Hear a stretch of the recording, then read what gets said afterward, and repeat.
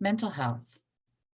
It's a serious condition that a lot of people don't pay attention to or don't understand, especially when it comes to schools. I'm Frances Shefter with Shefter Law PA, where we help families have a stress-free IEP experience. This month is Mental Health Awareness Month, and this week we've been focusing on mental health. Why I say that schools don't necessarily understand it or treat mental health correctly is because on an IEP, the disability category is emotionally disturbed. I hate that. These children are not emotionally disturbed. There's a mental health issue going on. So first of all, using that label of emotionally disturbed is horrendous. And I fight tooth and nail to keep that off of an IEP, if at all possible. But sometimes it's the only thing that fits. The second problem with emotionally disturbed is that all of the mental health illnesses are grouped in together. So you have your children that might have oppositional defiant disorder or other disorders that cause more aggressive, the symptoms are more aggressive. Then you also have your children with depression and anxiety, and they're all mixed in together. They're not taught the same. They should not be in the same environment at all, because how damaging could it be for a child with depression and anxiety if there's somebody in their class that is extremely aggressive towards them? You're messing up everything for them in that environment.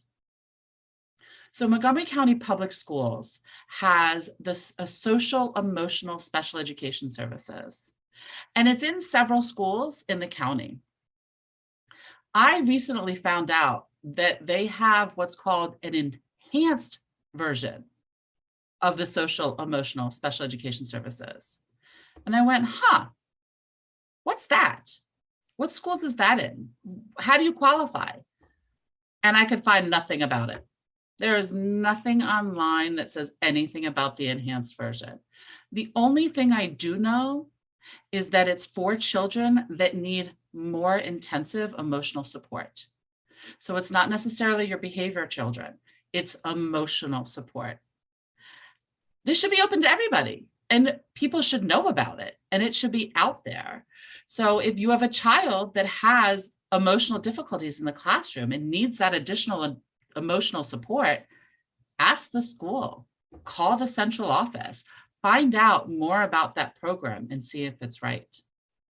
And if you have a child that has ED as a label and things aren't working in the classroom, make sure you look at the other placements and ask about what the student profiles look like to make sure that your child is not being sent to a classroom with a profile that could be damaging for your child. Because even though you might be able to then sue and get out of that placement, you're still could be damaging your child in that placement. So don't forget, you're allowed to go visit classrooms. Don't say yes to a placement if it doesn't feel right. And if you need help talking out through placements and what appropriate schools are, please call my office at 301-605-7303. And also, next week is my podcast on Tuesday at 12 o'clock. And I have an extra special guest, Stephanie Frumkin from Exceptional Educational Solutions. And what she does is helps families find the right school. So she looks at private schools, public schools, and the whole gamut and helps find the right match. I'm Frances Shefter with Shefter Law PA, where we help families have a stress-free IEP experience.